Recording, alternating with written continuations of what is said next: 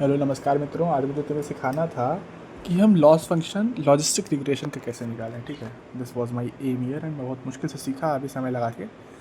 So I thought let's summarise this 50 minute का video. ठीक है, तो एम तरीका क्या होता है किसी चीज़ का लॉस फंक्शन, नहीं, एम तरीका क्या होता है किसी चीज़ की बेस्ट फिट लाइन पाने का, is to find a function जिसको हमें मिनिमाइज़ करना हो या मैक्सिमाइज़ करना हो।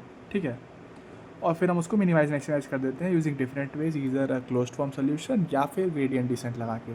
ठीक है, तो लॉजिस्टिक रिग्रेशन में हमको कुछ ऐसा फंक्शन चाहिए था जिसको हम मिनिमाइज करना चाहें।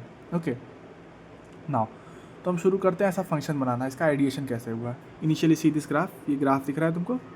Okay, this is the line बांटने वाली एंड ये क्रॉस क्रॉस मतलब कि ये चीज़ ज़ीरो था, इसका value zero in the sense मान लो कि किसी इंसान को बीमारी है कि नहीं, वो क्रॉस मतलब कि नहीं है और टिक मतलब कि है। Okay, now this line what does this signify and denote कि प्रोबेबिलिटी इस पॉइंट पे अगर कोई चीज़ होगी तो उसके बीमारी ना होने की पॉसिबिलिटी भी 0.5 है और बीमारी होने की पॉसिबिलिटी भी 0.5 है। जी लिखा है ग्रीन और आर लिखा है red, but we did not take that notation क्योंकि आगे दिक्कत होगा। एनीवेज, टिक एंड क्रॉस से मैं मैटर कर रहा है। ठीक, तो ये तुम्हारा ग्राफ है। Okay, this is one graph, this is another graph. What do you think which graph is better? तुम देखोगे यहाँ बीच वाले लाइन की सब नीचे में सब क्रॉस होना चाहिए था, ऊपर में सब टिक होना चाहिए था, या vice versa, but it ends up not being the case. तो ये लाइन ख़राब है, ये लाइन अच्छी है क्योंकि इसके इधर डिस्ट्रीब्यूशन में इधर सारा टिक है, मतलब कि सही प्रेडिक्ट कर रहा है। इधर सारे क्रॉस है तब भी सही प्रेडिक्ट कर रहा है। बट इशू तब आएगा, इधर तुमने देख के फट से बता दिया। ठीक है, इशू तब आएगा कि ये वाली लाइन और ये वाली लाइन में से कौन सा बेटर है। फॉर दिस केस में भी समझ में आ रहा है कि ये वाली लाइन बेटर है क्योंकि दोनों के बीच में दूरियाँ, ये वाली दूरी कैसी है, दूर दूर है, मतलब ये अच्छे से ज़्यादा सेग्रीगेट कर रहा है कंपेयर टू दिस वन। ठीक है, इस बात के लिए अलग है, बट हमें जो फंक्शन बनाना पड़ेगा ना जिससे मैथ्स को समझ में आए, जिससे तुम खूब सारे पॉइंट्स के लिए कैलकुलेट कर पाओ। ठीक, तो इसमें हमारा इंट्यूशन क्या था कि इसके बीच का डिस्टेंस से हमने पता किया कि अगर डिस्टेंस दोनों के बीच में अप्रोप्रिएट है, मतलब इतनी दूरी इससे इतनी दूरी इससे, तो ये लाइन बेटर है कंपेयर टू दिस वन। ये हमको समझ में आ रहा है। अब इसी को हमको लाना है फंक्शन में। There are something called maximum likelihood in probability. इसका मतलब होता है कि प्रोबेबिलिटी का प्रोडक्ट्स कर दोगे अगर तुम, किसकी प्रोबेबिलिटी का प्रोडक्ट्स, मान लो कोई फंक्शन नहीं, कोई पॉइंट क्रॉस है। ठीक है, क्रॉस होना चाहिए, मतलब उसको बीमारी नहीं होना चाहिए। अगर तुम मल्टीप्लाई कर दो उसके प्रोबेबिलिटी ऑफ क्रॉस होने से, ठीक, प्लस कोई अगला पॉइंट है मान लो उसको बीमारी है और प्रोबेबिलिटी ऑफ बीमारी मल्टीप्लाई कर दो, ऐसे करते जाओ करते जाओ करते जाओ, देन जो सम आ रहा है, ठीक है, from this line from this line from this line, अगर उन सब को ऐड करोगे तो which ever has the maximum product that line would be the better one. ठीक है, ये एक थ्योरम है and it is quite obvious. थोड़ा दिमाग लगाओगे तो समझ में आ जाएगा। ठीक है, नहीं तो सर्च कर लेना दिस टर्म मैक्सिमम लाइक्लीहुड। ठीक है, नाउ हमने ये देखा, ठीक है, कि ये ऐसे मल्टीप्लाई करने पे बेटर होगा। Do I give an intuition as well? देखो, प्रोबेबिलिटी किसी चीज़ की होती है कि वो चीज़ होने की पॉसिबिलिटी कितनी है। ठीक है, तो अगर 0.7 कुछ होने का चांस है, फिर 0.8 उसके बाद वाली चीज़ होने का चांस है, उसके बाद वाली चीज़ 0.9 होने का चांस है, तो वी आर कॉन्स्टेंटली, हमारा प्रोबेबिलिटी तो घट ही रहा है क्योंकि 0.7 इंटू 0.8 की वैल्यू होती है 0.56, बट कंपेयर टू 0.7 इंटू 0.7 जिसकी वैल्यू होगी 0.49, 0.56 is better, right? So that's what I am saying, that is the proof of this maximum likelihood. Intuition से निकल सकता है। I hope you understood the thing. ठीक है, नाउ अब मैक्सिमम लाइक्लीहुड में ध्यान रखने वाली चीज़ क्या है कि प्रोबेबिलिटी ऑफ एक्चुअल रिजल्ट, मान लो वाई टिक है तो उसके लिए पी टिक ही लेना है, मतलब प्रोबेबिलिटी ऑफ टिक ही लेना है।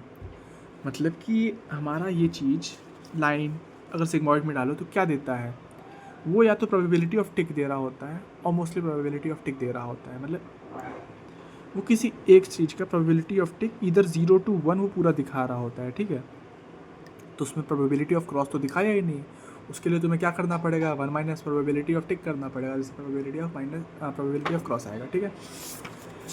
ओके, आई होप समझ में आया हो कुछ नाउ आगे बढ़ते हैं, ठीक है। नाउ वी नीड क्लासिफिकेशन के बाद max likelihood should max out, ठीक है। हमें क्या चाहिए था कि मैक्स लाइक्लीहुड जो आ रहा है वो मैक्स होना चाहिए, बट देखो तो प्रोबेबिलिटी छोटी छोटी है, 0.5, 0.7, 0.3, 0.2, इनको मल्टीप्लाई करते जाओगे तो let to the result very small, ठीक है, जो कि दिक्कत वाली बात लगी हमें। तो हमने कहा कि हम लॉग लगा के चलो ऐड कर देते हैं, ठीक।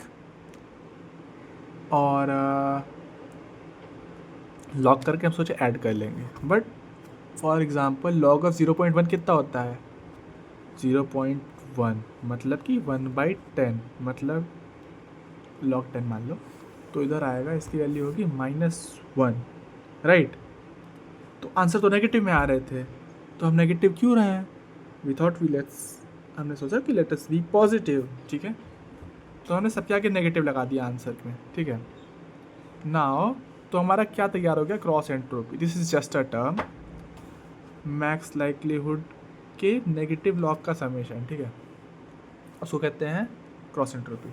Now this thing needs to be minimized, क्यों, क्योंकि इसका आंसर क्या आ रहा था, ग्राफ ऐसा होता है ना भाई, ग्राफ इट्स लाइक दिस, तो हमें इसको मिनिमाइज करना था, ठीक है।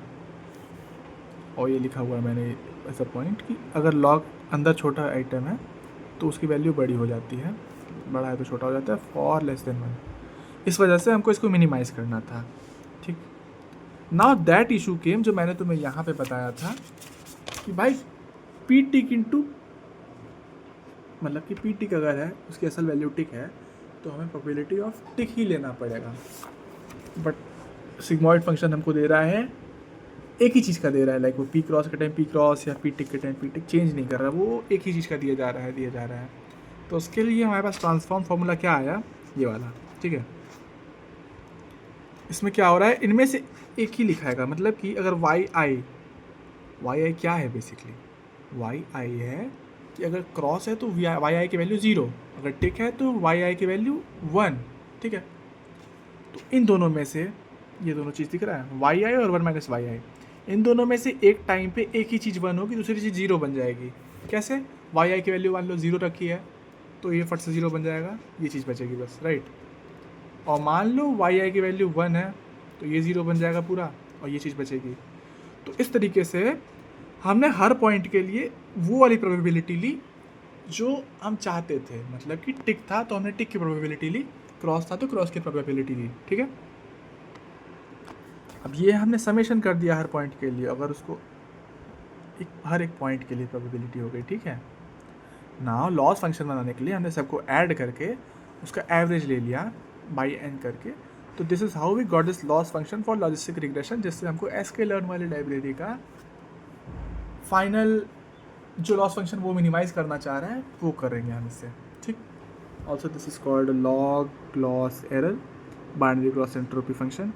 अब इसको हमको मिनिमाइज़ करना है क्योंकि इसमें कोई OLS नहीं है, मतलब कि इसमें कोई क्लोज फॉर्म सोल्यूशन नहीं है, तो हमें इसको ग्रेडियंट डिसेंट से मिनिमाइज़ करना पड़ेगा। And that's how we get to the solution of logistic regression, ठीक। Source of this all this information अगर डिटेल में पढ़ना हो तो है logistic regression part 4 from campus X। Okay, bye bye.